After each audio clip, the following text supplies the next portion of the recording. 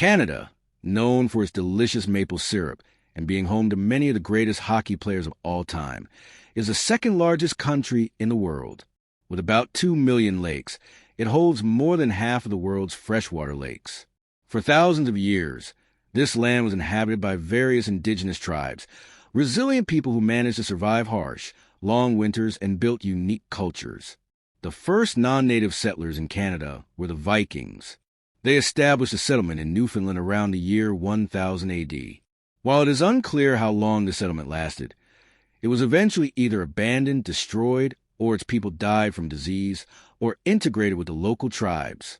Around 500 years later, in 1497, Italian explorer Giovanni Caboto John Cabot became the first European to explore North America's coast, claiming the land for England.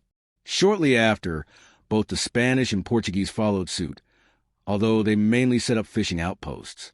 The French arrived later, with Jacques Cartier claiming the land for France in 1534.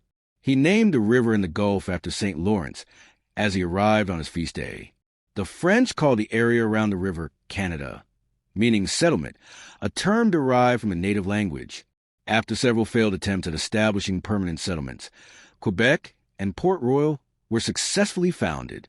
By 1670, the English colonies to the south had expanded, and new settlements were formed in Newfoundland and south of Hudson Bay.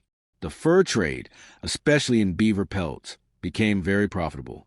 These pelts were highly sought after for luxury winter clothing and hats in northern Europe, which led to more settlers arriving, both English and French, hoping to profit from the trade. However, the French and English did not live in harmony. The French temporarily controlled much of the territory around Hudson Bay during a long conflict known as the Beaver Wars. The Iroquois Confederation, a group of 6 powerful tribes, initially allied with Dutch merchants and later the English. They used European firearms to aggressively attack the French and other tribes to control the fur trade. The French formed alliances with other tribes to halt the Iroquois expansion, but peace was only reached after 72 years of bloody conflict, with little territorial change. The region of New France was made up of several colonies, including Canada and Louisiana. Acadia was a smaller colony that the British Empire gained from the French in 1713 following the Treaty of Utrecht, which ended the War of Spanish Succession. Interestingly, the Hudson Bay Company, which played a significant role in this era, still exists today, operating primarily as a retail store chain. Despite the larger territory of New France, the French were increasingly outnumbered by the expanding British colonies, which grew at a rate of 10 to 1. The next major conflict came during the 7 Years' War, also known as the French and Indian War in North America, which led to the deportation of French-speaking Acadians. Some of them eventually became the Cajun people in Louisiana. The French, outnumbered and outgunned, were unable to hold their territory, and after besieging the cities of Quebec and Montreal, the British took control. The French ceded Canada to Britain while giving Louisiana to Spain. At the time, much of North America's inland areas were sparsely populated.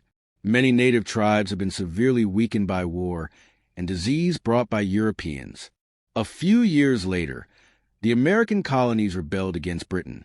In 1775, they failed to take Quebec, which remained loyal to the British Crown. Afterward, many British loyalists moved to Canada. During the War of 1812, both British and American forces failed to invade each other's territories, resulting in a military stalemate. Despite resistance, movements for self-rule in Canada grew. This culminated in the rebellions of 1837 and 1838, which were brutally crushed. However, these uprisings led to significant reforms, such as the Act of Union in 1840, which merged Upper and Lower Canada into the new province of Canada. Soon after, Canada was granted a more self-governing system. By 1867, the British North America Act, later known as the Constitution Act, established Canada as a self-governing dominion, with Ottawa as its capital. The Hudson Bay Company sold Rupert's land to Canada, and the Metis people, of mixed European and native descent, resisted losing their land in the Winnipeg area of present-day Manitoba. This led to a rebellion led by Louis Riel, which ended with his trial and execution. Riel's death made him a martyr to some and a villain to others, increasing tensions between various groups in Canada. The completion of the Transcontinental Railway in 1885 helped suppress the rebellion and unite the country. The 1890s saw a gold rush in the Klondike region, attracting thousands of hopeful miners. Canada's population grew significantly due to immigration, and the country saw an economic boom. During World War I, Canada, still part of the British Empire, sent over 600,000 troops to Europe, with over 60,000 losing their lives. The war deepened Canada's sense of nationalism, and in 1931, the Statute of Westminster granted Canada the right to govern its own affairs. The Great Depression hit Canada hard in the 1930s, but during World War II, over 1.1 million Canadians served in the conflict, with nearly 100,000 casualties. In 1949, Newfoundland became the last province to join Canada. In 1965, Canada adopted its current flag. In 1982, the Canada Act was passed, granting Canada full control over its constitution while still maintaining its status as a constitutional monarchy, with the Queen as a ceremonial figure. Canada is now a nation of over 36 million people, with French spoken by about 20% of the population. It boasts the 10th largest economy in the world. The province of Quebec, with its strong French influence, has held referendums on whether to become independent, with the closest vote in 1995.